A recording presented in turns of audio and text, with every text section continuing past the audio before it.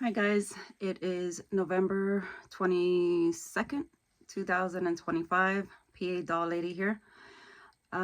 It is Saturday and I should be out and running to the flea market, but I decided to sleep in. I think the winter is just catching up with me, even though it's not winter yet. It's just like November blahs, right? Uh, First thing on the agenda this morning was a phone call from a collector. She has seen an ad in the paper. I have multiple ads running to try to find the dolls for my collectors, um, because I'm not one of those people that is able to just go into uh, like a thrift store and buy my inventory. In order for me to thrive in the business that chose me, I need to really work hard at trying to find the inventory for the collectors. And when it rains, it pours, and there's $1,000 available. And when it's dry, it's completely dry. And I'm just trying my hardest to find stuff. Right now, it's the holidays, so people are, packing and moving and just traveling and that kind of stuff. So nobody's really thinking about selling their collectibles per se. So the calls really dwindle down, and it becomes a little bit more challenging to try to find the girls for you. Um, Now, come January and February, when it's New Year, New Me situation, people just start clearing out houses and just, I get phone calls all over the place. So at that time, I'm running hair on fire, trying to get to all of them in one shot. But right now, it's like the slower season. So I'm going to take the time to start doing inventory. That is one of the things that I need to get cleaned up in my store. I also have family coming next week, so I'm going to have a organized chaos in my house for, at least a week. So there's that. But I think I'm just going to enjoy the slowdown right now. This is year 4 for me in the business, so it's not like I know I'm not going out of business. Unlike year 1 and 2, where the slowdowns came in and I was like, oh my God, this is it. We're done. We're we're toast. Um, this is year 4. It's part of the game, and it will pick up eventually. um, so just taking time to enjoy family time next week. Obviously, still work and still have my ears to out there to see if I could find something. The one thing that I have learned this past year, I went into the year with the goal in mind that I am going to try to do everything I can to solidify an inventory inflow for my business. And like that seems to be like there's such ups and downs when it comes to this situation, right? Because um during the summer, so I had like nothing, and I was like I had multiple um I was advertising in multiple places trying to get stuff, and I'm like, you know what, this doesn't seem to be working too much. I'll get a call here and there and that kind of thing, but nothing major. So it almost felt like it wasn't quite doing its job. And what I have come to understand is that when it comes to doll collecting and doll rehoming and the business that I'm in, it's like a crock pot meal. It takes forever to cook, but when it hits the belly, it just soothes everything. Um, so I just have to leave the outreach kind of stew, and sometimes it stews for months and months and months. And sometimes I get a call right away from somebody who's ready to sell their grandma's house or cleaning out an estate, or whatever it is that they're doing. So this past year, I was just waiting and waiting, and Nothing was going on. And then all of a sudden, I was, I had been working on this collection. Had been working with this estate person. It was her mother's estate. And we had gone back and forth to the point that I was like, you know what? I don't, I think I'm just moving on. Like, I'm done at this point. I'm done. And, you know, when things are meant to happen, they do happen. And once I was over it and I was like, I no longer cared about it. And I was just like, nope, I'm not even engaging in this no more. Next thing you know, the summer came through and she called me and she said, I'm ready. But she's been saying she was ready for a long time. So I was like, yeah, okay. And then it was me who was not sure if I even wanted to deal with the collection because the dolls were like massively big. Like, they are the size of a toddler, and it was a lot of them. So I just started second guessing myself, and I'm like, oh, I don't know if I want to be shipping these kind of dolls for the next year or two.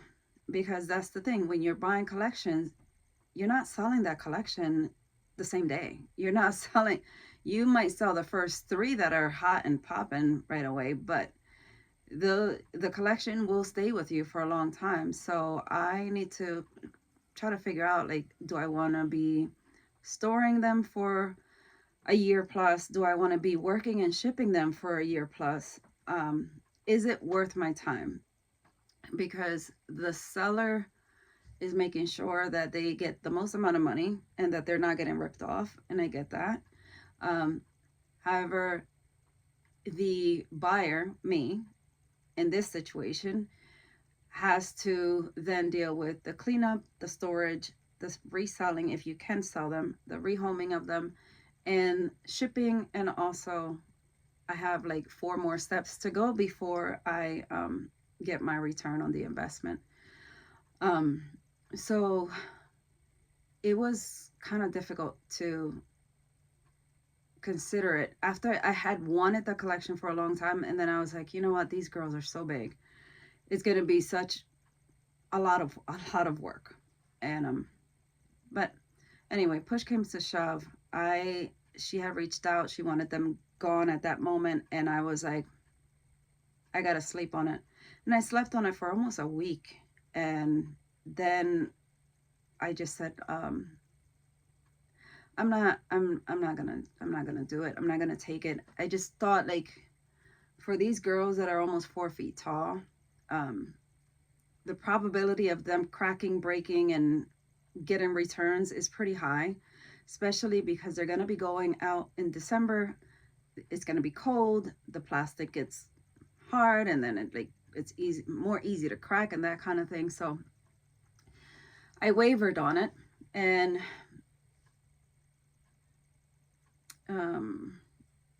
we talked about pricing, and she just made me an offer that I could not refuse. And I was like, all right, okay, I'll go. So I did go and pick them up, and I'm happy that I did. I'm happy that I picked them up. I'm happy for my collectors because they have been loving them, like ecstatic about them. What is challenging is the shipping of them. They go in a box that's like 10 by 10 by almost 40 inches tall. So it's a UPS gamble. And,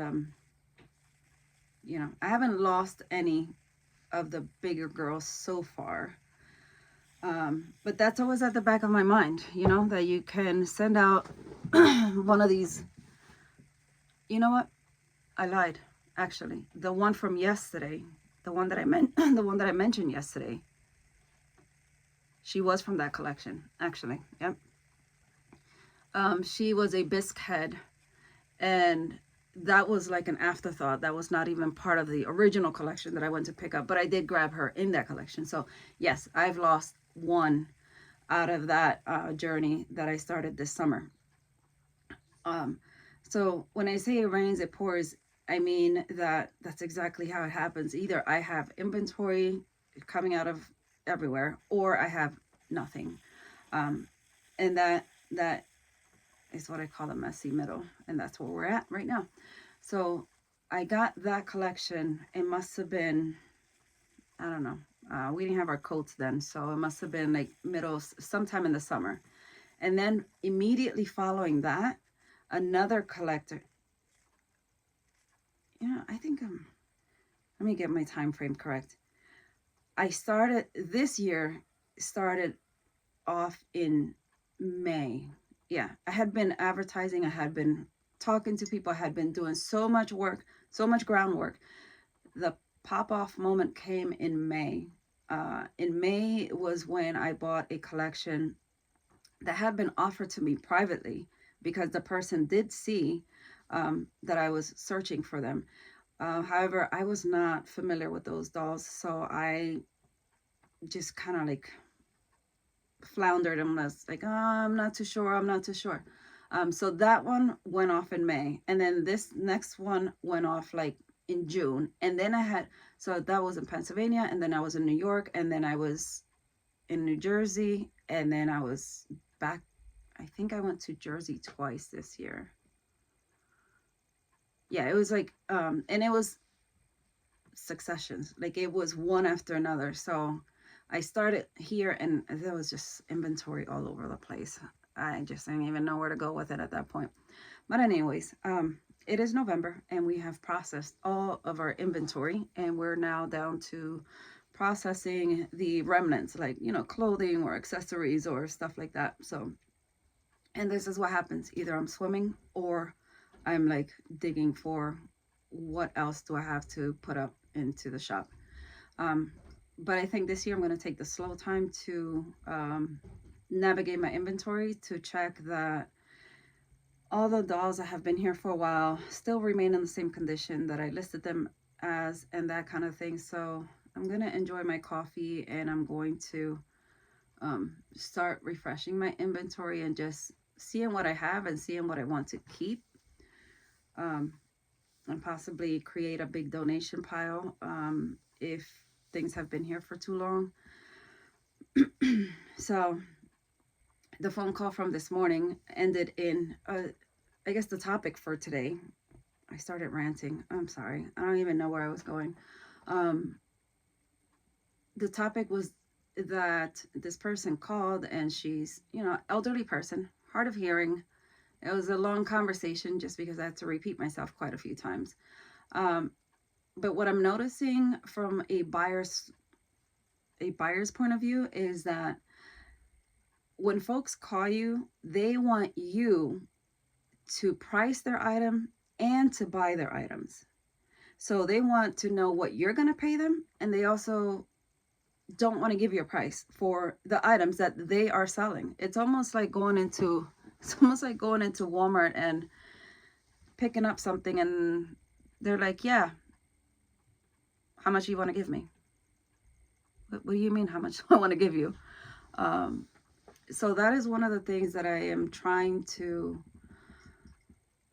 navigate, unemotionally navigate, is the whole, how much are you going to give me? Because I'm not going to give you anything. You're the seller. You need to tell me what you want for your item.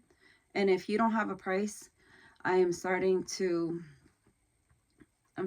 slowly understand that if my coach has told me multiple times, and I have not listened when it comes to this, because sometimes I get emotionally tangled with these things too, and then I end up all angry and upset, and he comes back and tells me the same thing, like, what did I tell you? If there's not a price, they're not for sale. And I hear you, coach. I hear you. But I am like, I need to figure this out and stop messing around. So anyways, that's what I did this morning, though. The person claims to have some really good stuff. It sounds very good. She's elderly. She can't take photos. She doesn't even own a phone that has photo capabilities. She wants me to drive to her. She is an hour and a half away from here. And I said, oh, okay, well, how much do you want for that doll? And she says, it depends on which doll. And I said, okay, well, how much for the doll that you value the most? Well, I don't know. What do you want to give me? And I'm like, I said, ma'am, when you have a price for your collection, please give me a call back. And that is a message that I am learning and I need to continue to work on, and it's a work in progress. That's all I have for you guys. PA Doll Lady, November 22nd, and I don't even know what video I'm in. Whatever. Who's counting?